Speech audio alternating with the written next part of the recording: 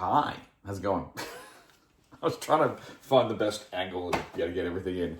One of the things I really wanted from the workshop setup, and we're still in the process of setting everything up, is some way of accessing the internet while we're out here. So some way to access tutorials and YouTube videos and things like that while I'm out here working. Now, my office is only like just over the other side of this door, so it's not that far away. Like I could go out there, but it's just, you know, when you're in the heat of it and you're following instructions, it kind of makes sense to be able to have a way to access the wider world here in the workshop. So we did have this. This has been kicking around our house for many a year.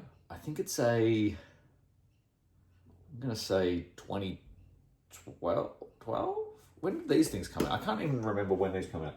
Anyway, it's very old. It's a very old 27-inch iMac. It looks cool. Looks like it would be the perfect garage computer if you can swing one. Although it's just, there's a couple of things. It's very old. It's getting very noisy. The fans spin up like crazy. It has had a hard drive replacement, and even that hasn't really quietened things down. Originally, we had it, and the hard drive, something happened to it, and the hard drive was reading and writing. It was still working, but it was reading and writing really, really slow. So I opened it up, changed the hard drive, and look, it works again, but again, it's really noisy and kind of bulky, even though it's like one little unit that, it's all built in, it's all nice. It does still take up quite a lot of bench space. So what I've done is I picked up one of these. It's a little Lenovo ThinkCenter Tiny. So look at it, it's so tiny, it's so teeny tiny. It's smaller than a Mac Mini. It's got USB 3, USB 2 display port, HDMI, power, full-size networking. On the front, you've got USB 3 in USB-C and USB-A forms, headphones and microphone inputs. These things are really cool, and I'm going to use this as the basis for the workshop computer. And we're going to install Linux on it. Now, for those of you who don't know, I have been running Linux. I used to run Linux like way back in the day when Debian is my distribution of choice. There are so many distros out there now. When I kind of came back to it early this year, because I haven't been running Linux for a long time, and just the fact I found an old Raspberry Pi led me back down the path of, I wonder what I can do with Linux. And now I'll show it to you in another video, but I've got a whole like mini server set up in the spare room with internal DNS and ad blocking and a VPN and all that kind of stuff. So that's been cool to figure out and to play with. I bought a ThinkPad and installed Debian on it. Yeah, there you go. Which is really, really cool. I'm running a tiled window manager in here, which means you can kind of just flick through things and things get auto organized on screen. Love this thing so much. I've used it to set up all the computers. It's now my main mobile browsing and mobile kind of writing and coding source. So that's cool. So we want to kind of do the same thing I've done with that, but using one of these.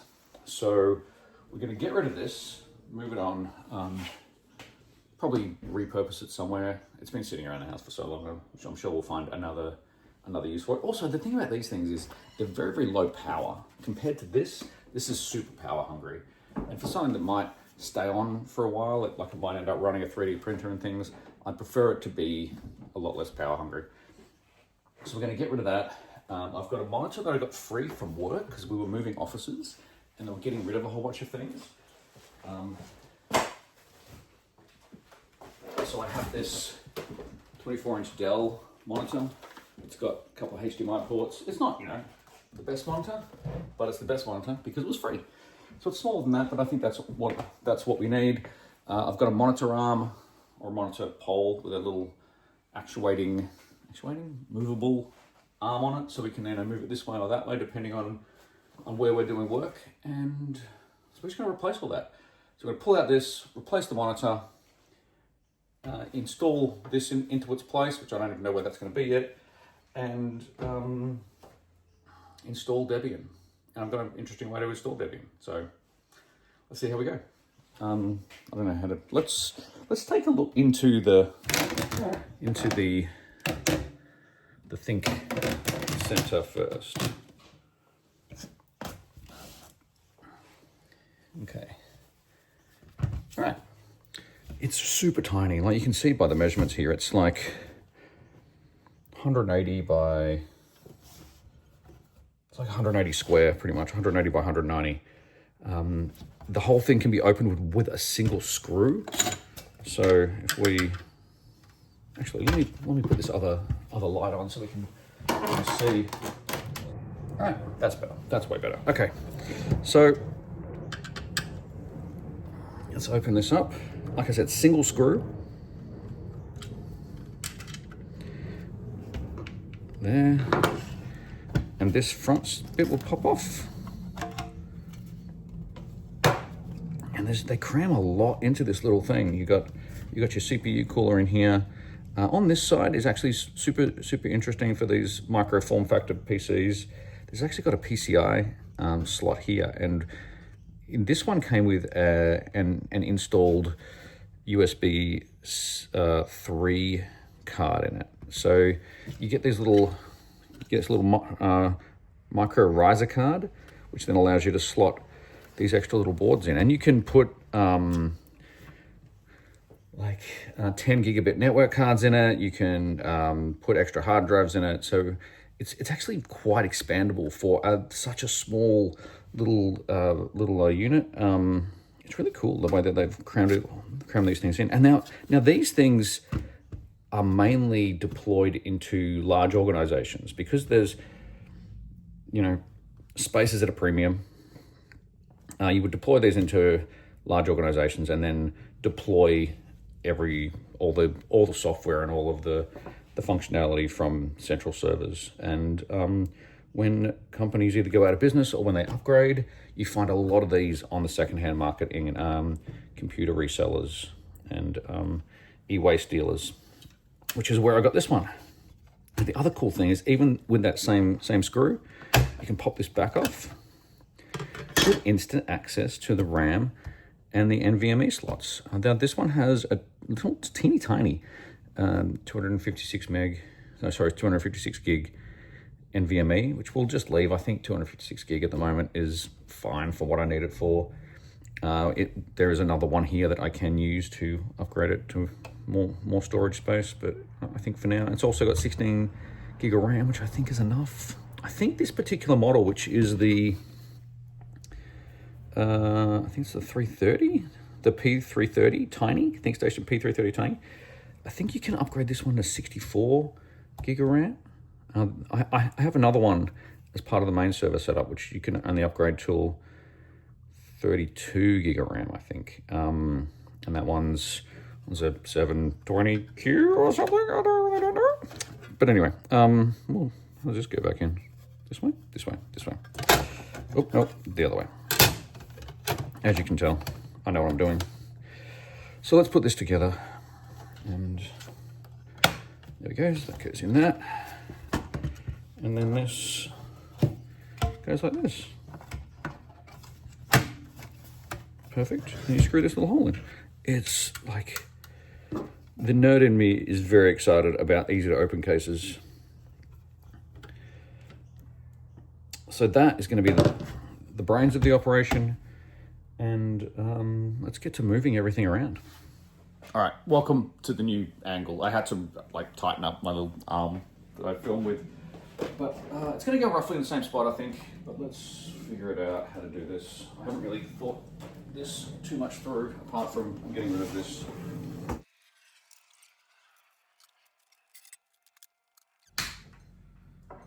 Right.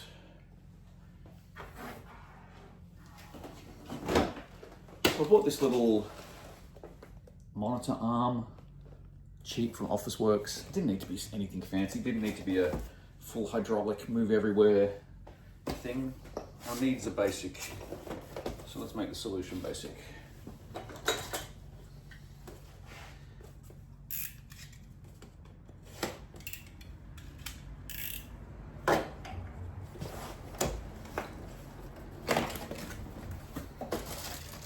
That goes to the back of the monitor. That's the arm. This looks like the pole.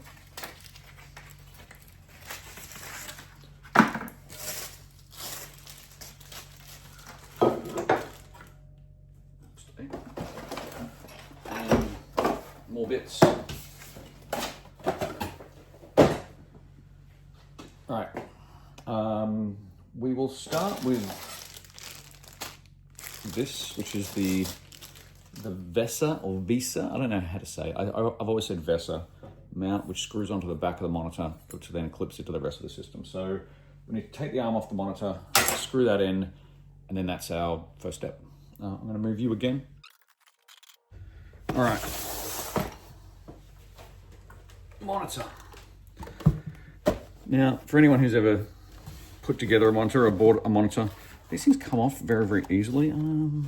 This would be fine if we just put this face down. There should be just a little button here, and it pops off, revealing 4 screw holes, which this will sit into the back of.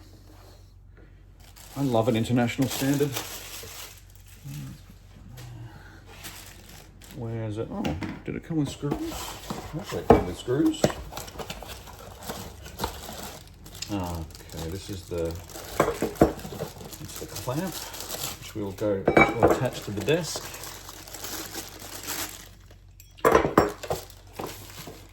And this must be a box of bits and pieces. There we go. This one. Hell yeah. 2 different sizes depending on what monitor you have and what screw standard it is. I think this might be the smaller one actually. I don't think that worked at all.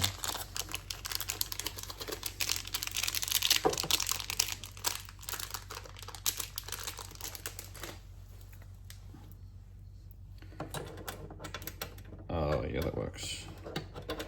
1, 2, 3, 4.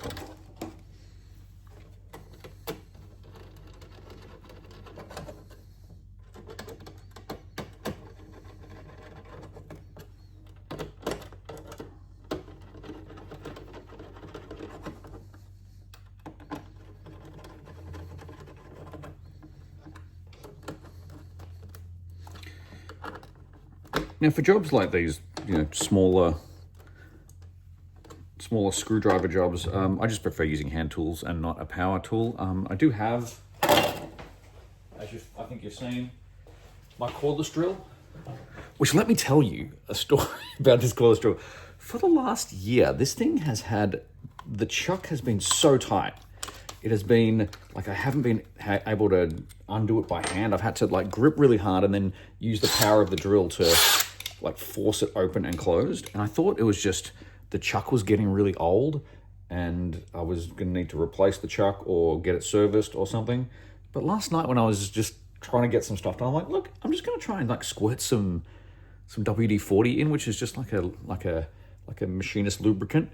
And look at this. Look how smooth it runs now. It's just, I was so excited. You don't know how excited I was about the fact that this chuck now just runs perfectly. And it's lube your tools, people. You lube your tools. But anyway, yes, I do this as a drill. I just think it's overkill for this particular thing. And I don't have a smaller version of it. Oh, I've got a very, very tiny version of it, but nothing, in the right size. So monitor. Next, we need to assemble the arm and figure out how this clamp works, because the problem I have with this desk is it's quite thick.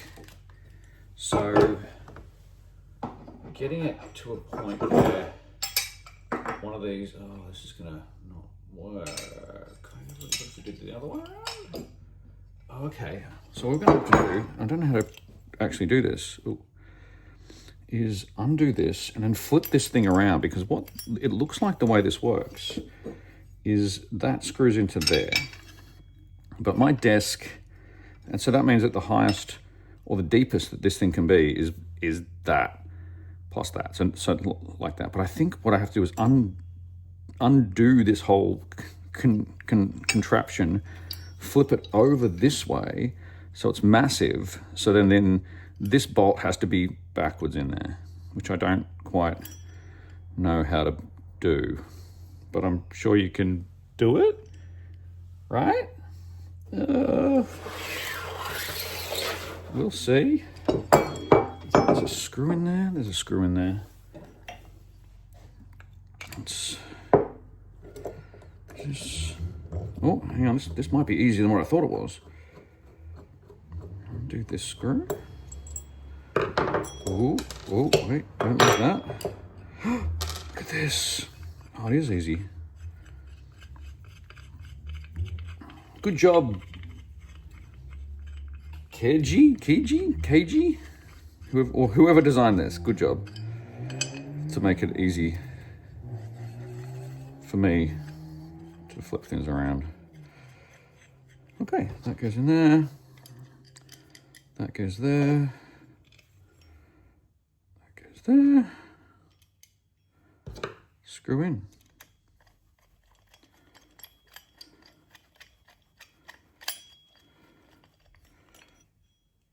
Oh, I love that so much. Okay, great. Now, that one, this way. This way. Okay, let me just.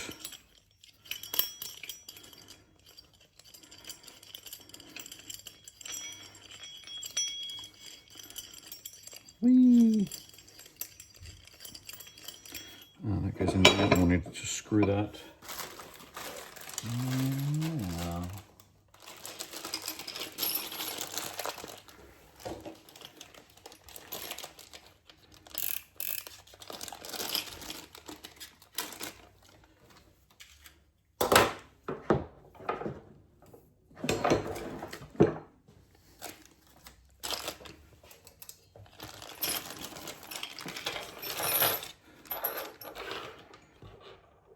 One, two, is that right? 1, 2, 1. That one goes on top. Oh no, I think that's right. These two screws go in here.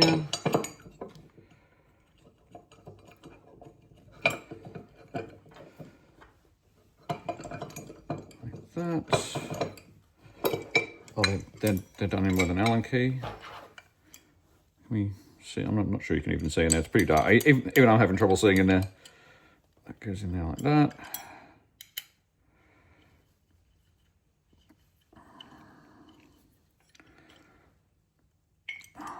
Yes. Then I just need to check it that it actually is deep enough.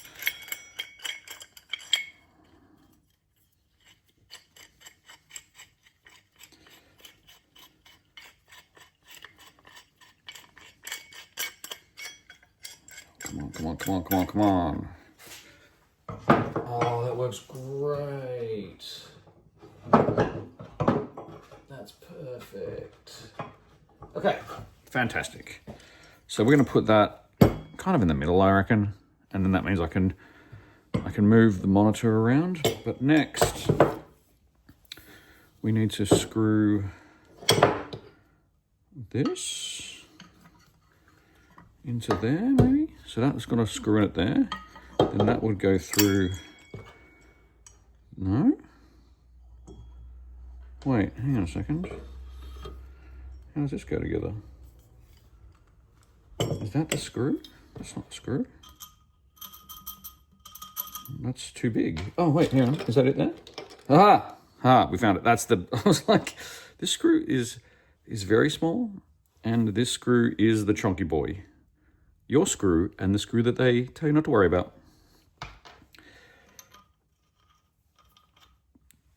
That's the right one. Let's go in there.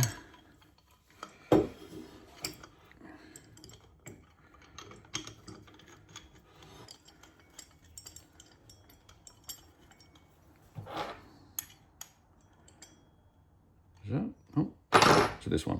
Nope, it's this one. It is fantastic.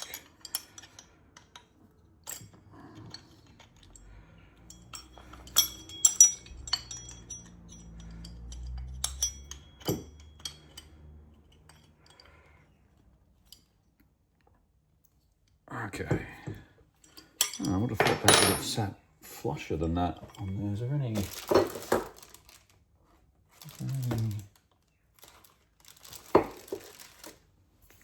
foam or something? Needs to be some foam here. So I reckon we're going to mar the desk if we put that on there. Because it does poke out a little bit. I suppose that's what you get for buying the cheap version of things.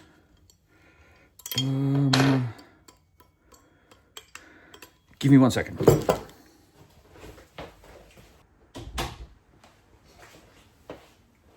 All right, now, there is a very fine line between being a hoarder and being equipped for whatever life throws at you. And in this instance, I'm equipped for whatever life throws at me. I have these things. I have no idea where I got them. I found them in the car, so they must be from some car accessory. But it's just little bits of sticky foam, which is perfect for this job. As soon as I saw them, I was like, "This is the perfect opportunity to use these little sticky foam things." One on this side, there. One on this side. And that will help just not put a mark on my desk if I ever need to move this thing. I don't know if they're more or less stable, but this isn't too heavy, so I think that should be fine. All right, hell yeah. Let's install this into here. Please hold on to your hats because I'm gonna have to slide this out and you're attached to it, so be careful.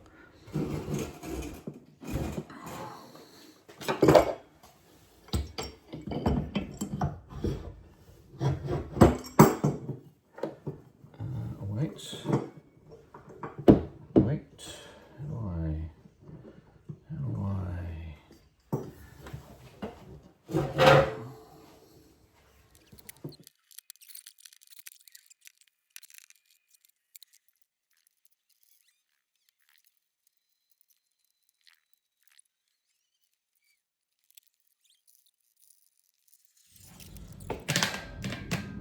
Perfect.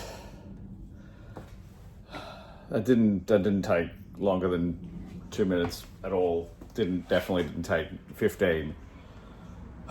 It worked. It worked exactly the way I thought it would, except and also the gap was smaller. So you know how I said it would drop a screw. You know how I said it was great. I had a small screwdriver. Turns out that screwdriver was too big as well. So I was lucky I had this one. Check out this little one. Little 90-degree thing. I love having little tools that come in handy. Like I said, it's a fine line between hoarding and being prepared. But we're in. We're in and we're ready to go to the next step. Let me just get rid of some of this.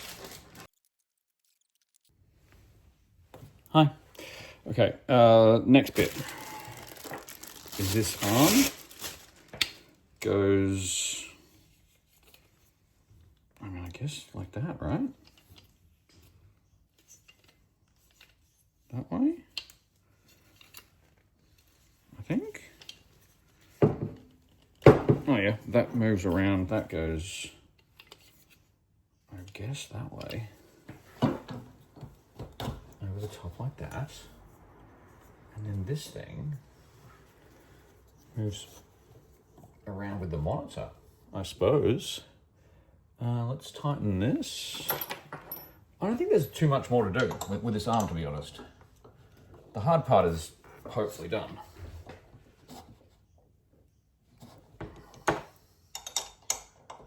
You go here.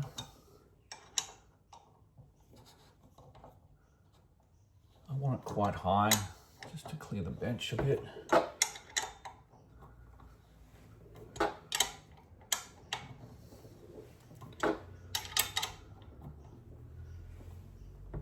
Perfect. Oh, look at that. And then this little thing can bend like this. Put that there. Hell yeah, that's awesome.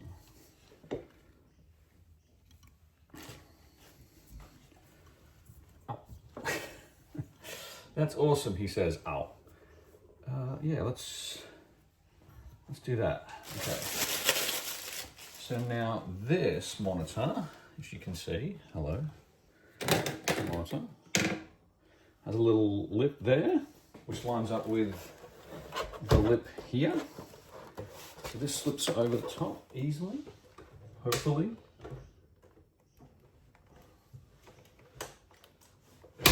Oh, is that, oh, yep, that went in. And then we've got a monitor on an arm. Da-da-da! Perfect. Let me screw it in for safety.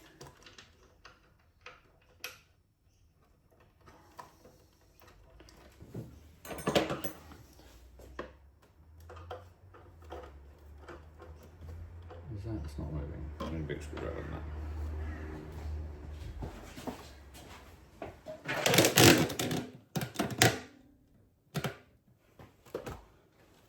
Can you see?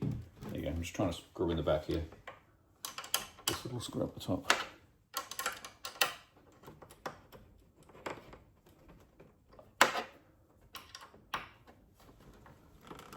Oh, perfect. And now these little clips happen. So this will theoretically hold cables to make everything neaty.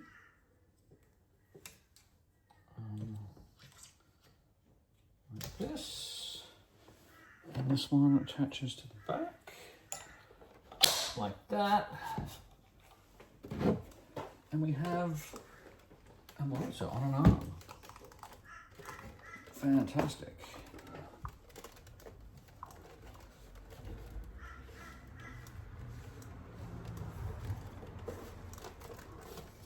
I'll just loosen these very slightly.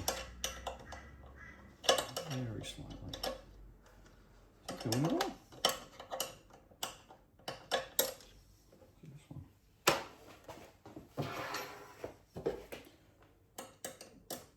No.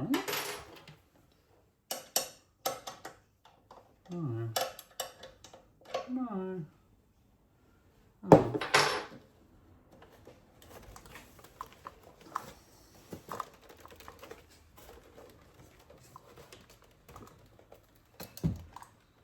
Perfect. You know what? You know what? I just want to slide it over like this much. Now that it's in, I'm sure it'll be fine. One sec.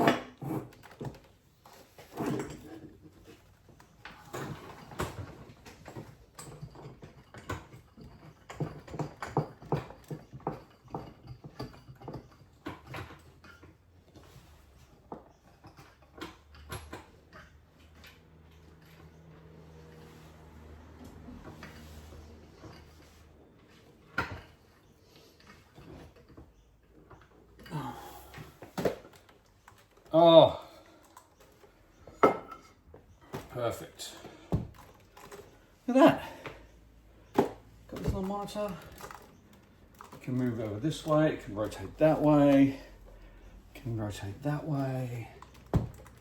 Let's clear the bench so I can put stuff under it. Could probably pay to be just a little higher actually. This one.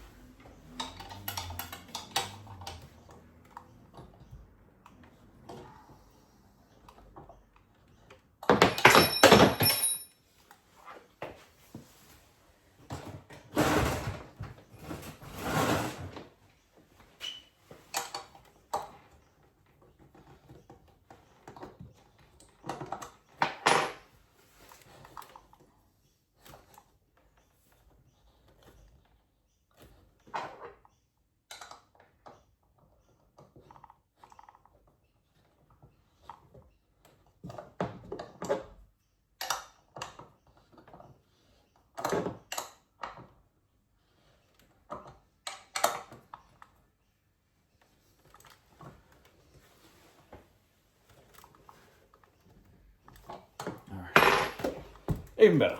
Okay. All right. We are all installed and ready, and it's looking cool and perfect.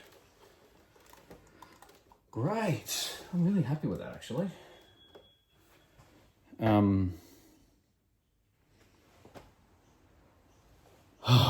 It's crazy how difficult simple things can get.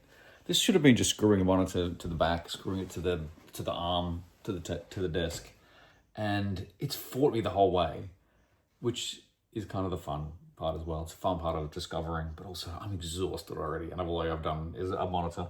But now's the next part where we get to plug in the computer, install the operating system, and get moving. I know I've got in here, because this is the workshop, nothing fancy. I've got just an old HP keyboard, an old Tangled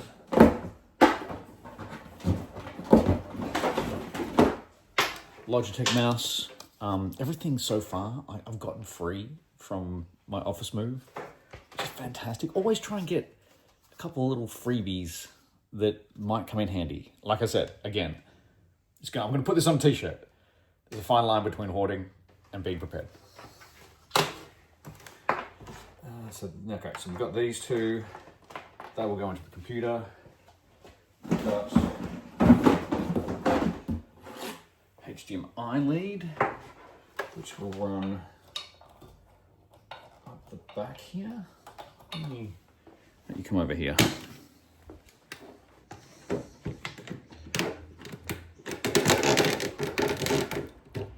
You can kind of see what's going on. HDMI lead, which will run up the back here, through here.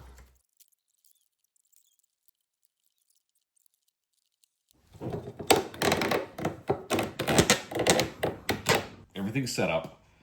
Mouse attached, keyboard attached, computer, a little tiny ThinkStation P330 attached, monitor attached on an arm that I can do this with, so I can show you what's going on. I have tea, which I'm going to endeavor to not spill on anything. Wish me luck. Peppermint, if you're wondering. And now comes time, we're going to install Linux on this thing. So this thing came installed with Windows 11, Windows 10, I think Windows 11. Who knows? I'm not even going to boot it up, because we're going to go straight into Debian. And I really like Debian. Like, a lot of people think Debian is like an out-of-date distribution. And that's only because they prioritize stability over cutting edge. And I kind of like that. Like, I don't really need anything massively cutting edge. I prefer things to work generally. And if I need a new thing, I can compile it, I can install it outside of the Debian package manager, and it's going to work okay. Now, there are two ways to do this. To be honest, there are a whole bunch of ways to do this. Generally, if I'm installing Linux, I do it off a USB stick. This one is the new OS. You can't say Trixie. It's called Trixie. Debian names all of their releases after Toy Story characters. I think the first one I ran ever was Woody, if that dates me at any point of the Linux journey. But I recently got a thing that I want to try out, and I don't think it's going to work 100% well, and I'll be very surprised if it doesn't, very elated if it does. I got this Flipper Zero, and you've probably seen them, you've probably seen other videos on them. They're kind of like they call it like a geek's multi-tool, because it can read and write like RFID and NFC, and it's got a little infrared thing so you can learn infrared things and do infrared blasting. It's got a little I/O headers on the top so you can attach other things to it. You can do frequency scanners. It's got I installed an app in here that I can match a key cut in there. So look, I'm not going to use it for nefarious means, and you can kind of, like, anything can be used for nefarious means. This just scares people because it can read. Like I've scanned my work card into here, so I can use it as my work card. And you can scan hotel room cards, so you can use this instead of your hotel room key and things like that. What I'm going to use it for, though, I'm not sure you'll be able to see it, but there's an app in here that will emulate USB sticks. So I've installed a USB stick that is the Trixie, I'm not sure you can see that, the Trixie, so it's basically this, but it's in here. And I think that's really cool because I've got this one in here, and then I've got a couple of scripts that'll help me install some software, which hopefully run. I haven't tested them, but I'm gonna try it out on here. So what I'm gonna do, I think, is get this little thing, this USB-C to USB-A lead, plug it into here, plug this into the front of this thing, like this. Let me put it down, like this. Hi, camera's too low. And then see if we can, see if it works. Look, it theoretically should. It theoretically should work. So I actually don't know how to get to the BIOS into this thing, so I'm just going to hit like all of the BIOS buttons and see which one actually works. Which is generally delete, F12, F1, F2. It's booting, it's booting. Oh, here we go. Start device menu. All right, so we've got, that just took a little bit of time. Ethernet connection, PC, Windows Boot Manager. And there's no, this didn't show up as a boot drive. Oh, I wonder if you can't do it. Hang on a second, enter setup. Let's go into setup and have a look to see primary boot sequence is, okay, so this didn't work. This didn't recognize.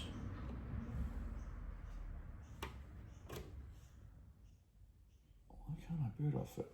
What happens if I plug the other one in? This is a good test. A good test that I will need to figure out later. Hello?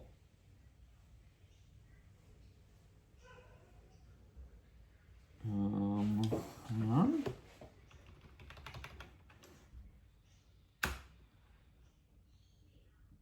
That's not working.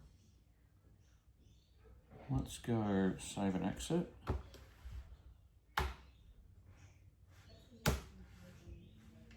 Again, let's try and get into BIOS. It's so quiet. I can't even hear that little thing on.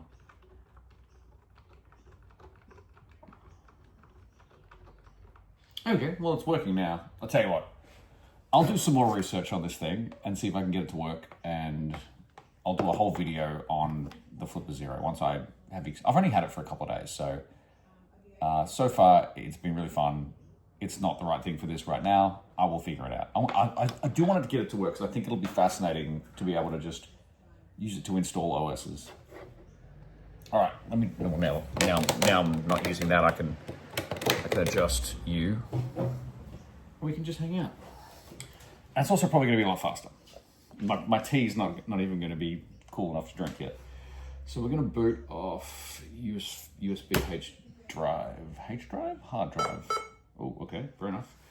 I just like doing a regular install. I know it has a graphical install option. I just don't think you need it. We do English. We do United States. Oh, actually, no, we don't. We go back. Choose access to installer. No. Choose language. English. I'm not in the United States because that wasn't a keyboard. Now I choose American English for the keyboard. That was the option I thought I was doing. And hopefully everything works. Last night I ran some Ethernet from inside to the workshop, and it looks like with the gigabit switch over there, it looks like it's all working. So fingers crossed. I think that's working. Hell yes. Hell yes. Network success. We're going to call this computer. Now I name all of my computers after Witcher characters, based on kind of what they do.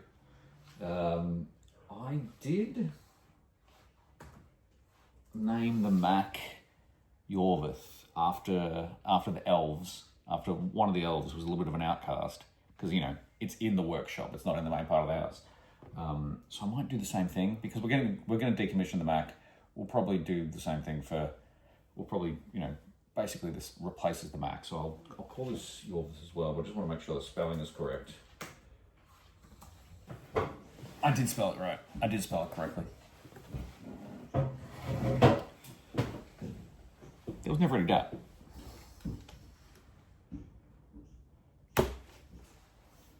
No domain name. I'm going to skip the root password. Now, we're going to set a root password later. What the really interesting thing is, Debian installs, and I'm not sure if this is across all distros, but there's a thing where you've got your root user, which is the master user, which can do anything they want on the system, basically the core user, and then you add other users under them, but you can give them permissions to occasionally do root things, which is it's called a super user, and there's a little group that they need to be part of called sudo, but there's a weird thing. So like, if you put a root password in, the first user you make is not part of the sudo group, but if you don't put a root password in the install, then the first user you create is already instantly part of the super user group. So it's easy to not put a root password in at install and to add one in later. So that's why I'm not doing that right now.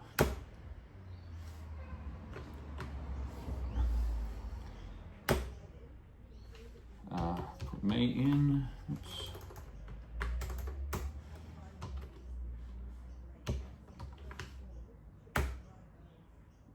Oh, I go back.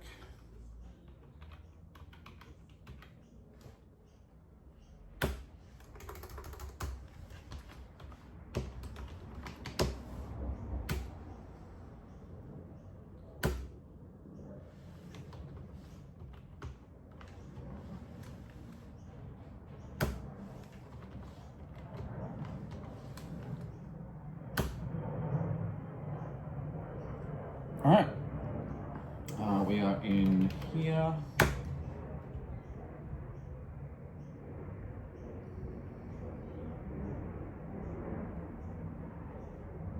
It's doing its stuff. It's actually, look, some people are kind of scared about installing Linux, and this is kind of why I'm showing you the process it's not really that complex. There is a graphical, like I said, there is a graphical version, but I like just this. It gets to the point. I know what I'm doing. You guided use a largest in continuous free space using type disk. Let's use that. Oh, see, now I can see my little hard drive. But let's use the NVMe. All files in one partition because I don't need to partition it separately. Finish partitioning. All right, change to the disk. Yes. And this is pretty much it. There's another step it'll ask us to install some extra software. Generally, I say no because I like to have a bare bones system when I go in, only because I've done this before and I know what I'm doing and I know what I want and what I don't want. But in this case, because it's the garage computer, I'm not really too concerned about it. I'll just add KDE and all of the little bits and pieces that come along with it. I'm not too concerned about bloat or anything like that. I just want this thing to work and to be able to play YouTube videos and connect to things and run scripts and whatnot. So we'll see how we go. Let's have some tea.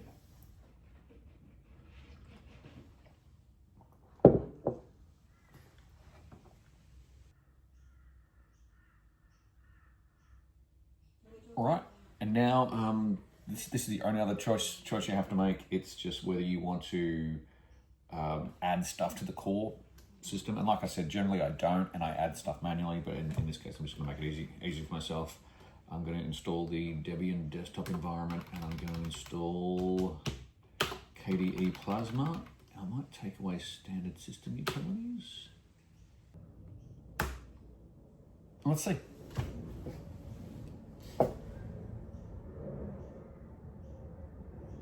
It does, now it will. It's downloading stuff over the internet. It will take a while, so we'll catch up in a second. All right, we're done. We're done. As you can see, we've booted directly into KDE. It looks a lot like Windows, which I think is why a lot of people like it.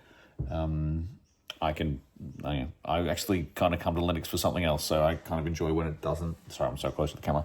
So I like it when it doesn't look too much like Windows, but I'm happy for the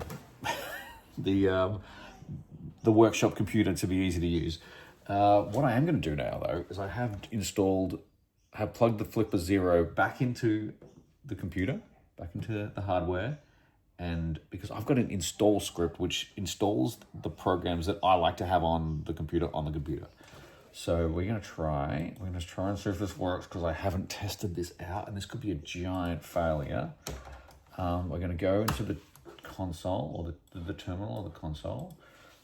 We're going to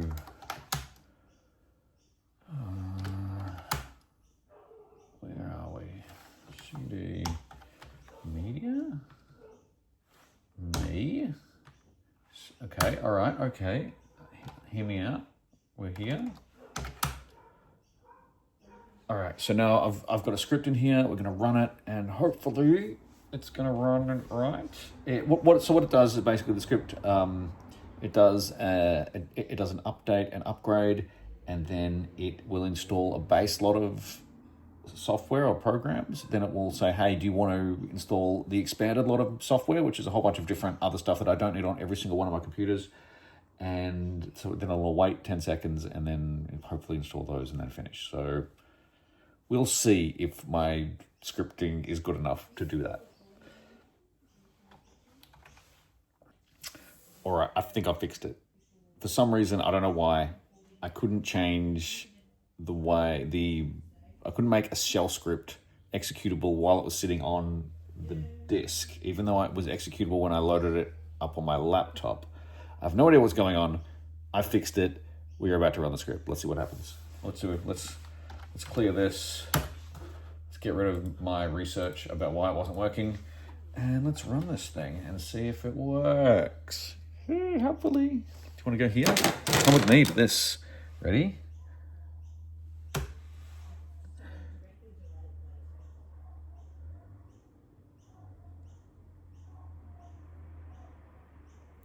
I think it's working. Why did it go wrong? Something went wrong. Do you It got all the way. Oh. Okay, yeah, something's broken in that. What happened?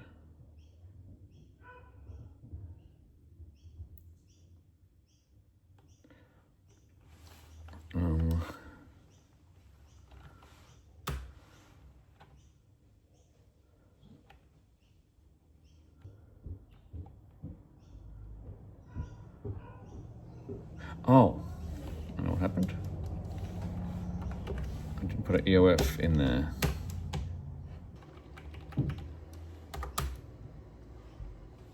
No.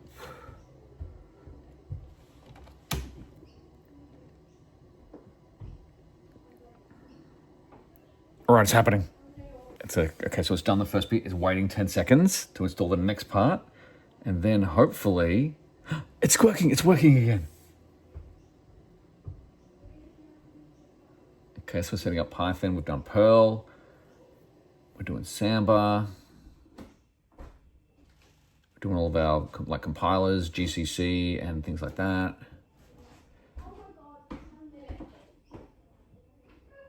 Emacs. Ah, it's working.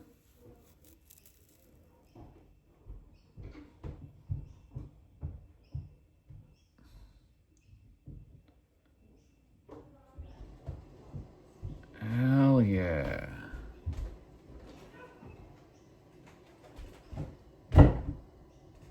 This saves me so much time because generally when I'm setting up a Linux computer, I will forget just one piece of like really critical software for my workflow, and this way I just get to run one script.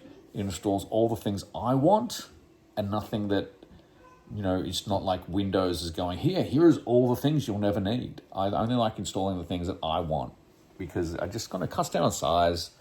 I like to know what's on a computer. But that's done. We're good. We're done. We should have Firefox on here. We should have all of the bits and pieces. Oh, I'm so happy. There you go. We did it. A new work computer. A new workshop computer. Slightly used a Flipper Zero for it, but not really.